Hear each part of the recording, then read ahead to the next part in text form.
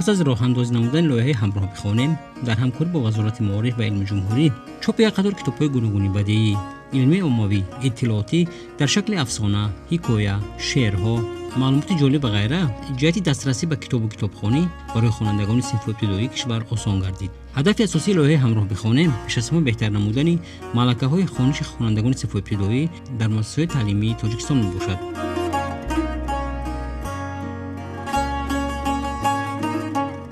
لایحه دسترسی به مواد بازصفت خوانش را زیاد می‌نماید. آموزگاران را با آموزش‌های تکمیل اختصاص فرا می‌گیرد. اینوواسی‌ها و همکاری‌ها را به مقصد دستگیری نتیجه‌های خوانش به راه می‌ماند و دستگیری دولت را در سمت خوانش تقویت می‌دهد.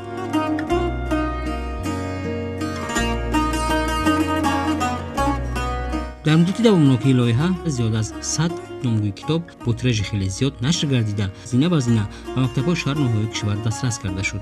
در نمایش امروزه ما در مثال مؤسسه تعلیمی رقم 55 شهر دوشنبه و 18 شهر ترسونزاده می‌فهمیم که چه اندازه توسط لایحه هم کار آموزگاران و کتابداران آسان شد و هم خوانندگان صنف ابتدایی امکان پیدا نمودند که کتاب‌های به سن سال موافق را پیدا نموده خوانند. اکنون آموزگاران جهت توسعه کتاب به خوانندگان خردسال دشواری نمی‌کشند.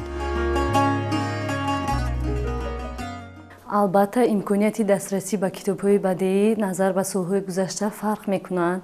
نسبتاً کتاب‌های بدیعی دسترسی خوانندگان زیادتر می‌باشد. حالا مثلا کتاب‌های مخصوصاً لایحه بیو با هم همراه می‌خوانیم دسترسی خوانندگان بوده بسیار کتاب‌های شوق‌آور می‌باشند. با خوانندگان صنف‌های ابتدایی کتاب‌های حکایه‌های خرد، افسانه‌ها، شعر و چیستان‌ها و ضرب‌المثل‌ها و اینچنین کتاب‌هایی که از لایحه یوسعید به ما دسترس گردیدند توصیه داده می‌شود. در حقیقت در وقتی که ما درس رو می‌گذاریم حتما از به خوانندگان برای مطالعه و دسترس کردن کتاب‌های دستی کتاب‌های بدیعی اونها رو دسترس می‌کنیم و در خود درس‌های تعلیمی استفاده می‌بریم و خوانندگان از کتاب‌های بچگانه استفاده می‌برند. Да, важно читать детям книги, так как чтение книги способствует увеличению словарного запаса, развитию разговорной речи. Так как у нас дети, если не читают, у них фантазия, воображение, кругозор становится все больше и больше. خوانندگان ابراز می‌دارند که در تعطیل تابستانه کتاب‌های دوست داشته‌شان را پیدا نموده خواندند. کتابخوانی جهانبینی ما را وسیع میکند، خوانش ما را اعلا میکند، بعد نطق ما را برا میکند. من در دوام تعطیل تابستانه کتاب‌های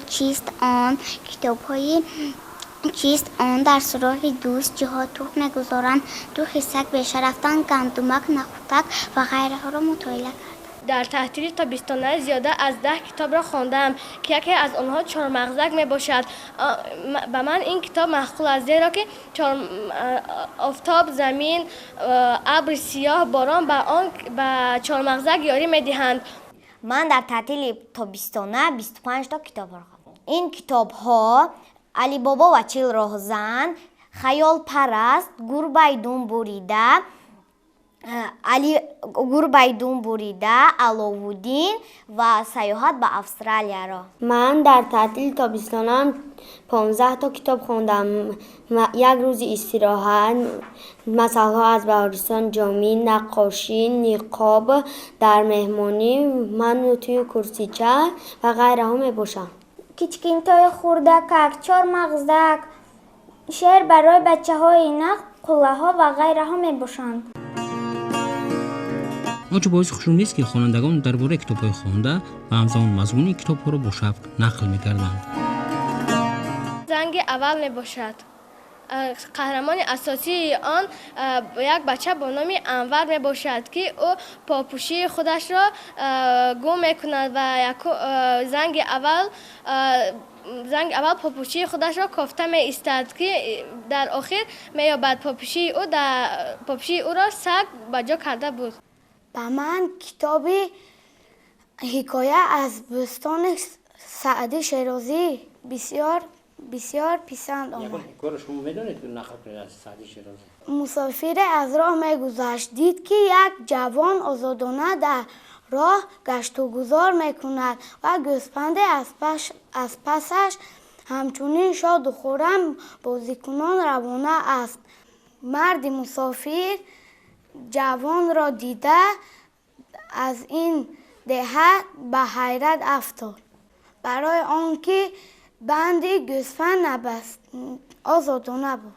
гӯсфанд чунон ба соҳибаш ром шуда буд ки баъзе одамҳо кори ӯро карда наметавонанд. ман ба ақли ӯ ҳайрон мондам. дар ин ҳикоя одамон бештар нисбати ҳайвонҳо меҳрубон мебошанд. дар суроғи дӯстро хондам. дар суроғи дӯст киян қаҳрамонош? дар суроғи дӯст қаҳрамонош хорпуштак, фил, зарофа ва ғайра. вақте ки хорпушт меравад дӯстковӣ, ки дӯсти хорпушт мешавад? дӯсти хорпушт сангпушт мешавад. барои ин ки сангпушт дар пушташ санг дорад ва хорҳои хорпушт ба вай намехавад. ҷиҳати дигари ҷолиби китобҳои тавассути лоиҳа ба нашр расида он аст ки онҳо бо сифати баланд чоп шуда интихоби матн, расмҳо, андозаи ҳарфҳо пурра ба ин сину сол мувофиқ аст. хонандагон вақте ки китобро мисол варақ мезананд мебинанд ки дар онҷо масалан расмҳо ҳаст. расмҳоро дида шавқ ҳаваси онҳо зиёд шуда нисбат ба китобхонӣ бештар зиёд мешаванд. дар ҳақиқат шакли китоб, намуди китоб, муқоваи китоб ки ҷилодор бошаду бо расмҳои зебо дар дохили китоб тасвир шуда бошад, як ҷаҳонбинии кӯдакро, завқи онҳоро нисбат ба ҳамон китоб, ба муқоваи китоб, ба дохили китоб як зиёд мегардонад. Иллюстрация обложки книги очень важна для того, чтобы детям было интереснее. Они сначала смотрят на обложку книги, а потом же так они выбирают книгу, чтобы им было читать интереснее.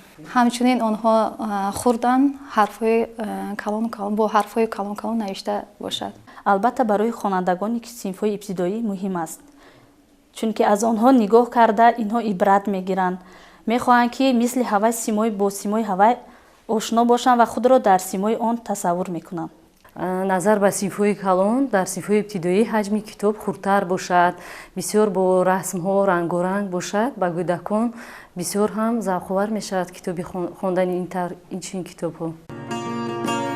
дастрас кардани китобҳо тавассути лоиҳаи мазкур кори китобдорони мактабҳоро низ осон кард. акнун китобдорону омӯзгорон барои тавсияи китобҳои пурмазмуни босифат ба хонандагон имкони зиёде доранд. баъди таъсиси ҳамин лоиҳа яъне китобҳои бадеӣ ки бо ҳама ҷиҳата яъне намуди зебо, расмҳои зебо, ҳама китобҳо ба сину соли хонанда хеле мутобиқ ҳастанд. талабаҳо бештар хонишшон боз беҳтар шуданд. ҳар рӯза як китоб мегирифтанд, ҳозир баъзан мебиёнд дар як рӯз як хонанда 5 китобам хонашон мебаранд, хонда мебиёянд. пас аз оне ки хонандагони муассисаи мо ки онҳо бештар бо тамошои тавассути оинаи нилгон тариқи шабакаҳои иттилоотӣ ки онҳо тамошо мекунанд, асосан шабакаи баҳористон, онҳо мебинанд ки дар он ҷо чӣ хел барномаҳо роиҷ мегардад, нишон медиҳанд ва онҳо низ бо онҳо ҳамроҳ гардида он намоишномаҳое ки тамошо мекунанд омада ба китобхона ҳамон китобчаҳоро дастрас намуда мехоҳанд худашонро ба ҷои он қаҳрамонҳо монда худро тасаввур намоянд. сафи хонандагони ибтидоӣ ба ҳамин китобхонаи мо хеле бештар шудааст. масалан дар як рӯз дар солҳои пешин 20 хонанда биёд, имрӯз аллакай дар замони ҳозира бошад, дар як рӯз то 60-80 хонанда дар китобхонаи мо ворид шуда аз ҳамин китоб истифода мебаранд. ташкили гӯшаҳои хониш дар китобхона ва гӯшаи китобҳо дар ҳар хона аз манфиат холӣ нест. зеро назар кардан ба китобҳои гуногун дар ин гӯшаҳо шавқи наврасонро ба китобхонӣ дучанд мекунад. вақте ки дар хона махсусан як робитаи падару модар ба мактаб азиз бошад, дуюмаш ки дар хона агар гӯшаи махсуси китобҳои бадеӣ бачагона ё китобҳои махсусан барои синфҳои ибтидоӣ бачагона гӯша ташкил карда мешавад, албатта кӯдак ончунон бекор намемонад, як гаштугузори беҳуда намекунад ва вақти худро беҳуда сарф накарда ба мутолиаю хондани китобҳо машғул мешавад ва завқу шавқу ҷаҳонбинии кӯдак нисбат ба китобҳо зиёдтар мегардад ва дар лаҳзаи дар мактаб омадан дар дарс мо ҳис мекунем ки нутқи кӯдак бурӯ мешавад, зеҳнаш тез мегардад و کودک حرکت میکنند که به همون قهرمان های کتاب خود را مطابق گرداند و قهرمانی مثبت و منفی کتاب بها دهد و از این رو ما پیخست میبریم که در حقیقت پدر و مادر نیست بی‌طرف نیستند دایر به تشکیل کردن گوشه های کتابخانه در خانه و این چنین مکتب. گوشه کتابخانه در هر یک خانه باید باشد. خوانندگان در تعطیل ها، در تعطیل تابستان و در تعطیل هر یک چهارک ها باید آنها در خانه بیکار نمانند، با همین کتاب ها را خوانده باز هم سویه دانش خود را بلند بردارند. Очень важно дома иметь книжный уголок, чтобы читали не только детки, но и их желательно, чтобы родители тоже читали, так как воспитание происходит, если читают родители, дети смотрят на своих родителей и тоже начинают читать книги. البته ما با پدر و مادران مؤسسه همکاری داریم. آنها از کتابخانه ما دیدن میکنن، با آنها مصلحت کرده، آنها در تعطیل تابستانه فرزندان خود را آورده. در اینجا همه قریب که نصف خوانندگان اعضا می باشند، در تعطیل تابستانه آمده با پدر و مادر خود در اینجا نشسته کتاب ها را. چونی که میگویند خانه به کتاب همچون آسمانی به آفتاب میباشد. خواندن کتاب ها در خانه همچنین خوانش بیرون از صنفی ضرور است. ما با پدر و مادران همکاری میکنیم. آیدی کتابخوانی در هر یک خانه‌دانی ما حالا گوشه کتاب هست. پدر و مادران همراه فرزندان خود کتاب میخوانند. هر یک خانه‌دان کتاب هست، گوشه کتاب موجود است. در کتابخانه مؤسسه ما گوشه کتاب ها وجود دارند که کودکان در وقت‌های خالگی خود آمده از این کتاب ها استفاده میبرند و همراهی والدین آنها را مطالعه نموده فکر و ذکر خود را آمده در درس های من بعده به آموزگاران خود پیشنهاد مینمایند. خواننده که کتاب زیاد میخواند الکی از روی در کوفه هم جهان بینی فکر مستقلا داشتن درباره حادثه رویدادها از گرم سالانش فرق میکند. کتابخوانی برای من مهم است که اگر من کتاب نخوانم وقتی کلان شوم من دانش ندارم و از رفیقانمون کفا میمونه. برای همین ما باید هر روز یک چند صفحه کتاب کنیم. برای آنکه ما کتاب میخونیم و جهان بینی ما وسیع‌تر میشویم و شخصی دانا میشویم. کتابخوانی به ما خیلی فایده بسیار دارد، چون که ما کتاب ها را بسیار خونیم جهان بینی ما روشن می شود، سوادناکی ما بلند می شود. برای من آموزگاران و کتابدار توصیه می دهد که بسیارتر کتاب خونیم و جهان بینی ما وسیع شود و ذهن ما تیز شود. این چنین به ما توصیه می دهند که به سن سال خودمان کتاب ها را بخوانیم. با راه اندازی نمودن لایحه همراه بخوانیم و با گردن کتابخانه‌های مؤسسه‌های تعلیمی بر روند کار کتابداران نقشه کاری آنها تاثیر مثبت رساند. اکنون هم در وقت تحصیل و هم در روزهای تعطیل کتابخانه مکتب‌ها پر از خوانندگان است و آنها هر کتاب خوانده را با همسالان، معلمان و کتابداران محاکمه می‌کنند. نظر به سالهای پیشین در سالهای اخیر خوانش اثرهای بدیعی از طرف صنف‌های ابتدایی خیلی بیشتر شده ایستاده است. یعنی خوانندگان صفشان آزادی به همین کتابخانه به نهایت زیاد طلبکار بسیار هستند. بعضی خوانندگان صنف یک میبیاین الکی ولی الفبای تمام نکردگان و میبیان کتاب میگیرند.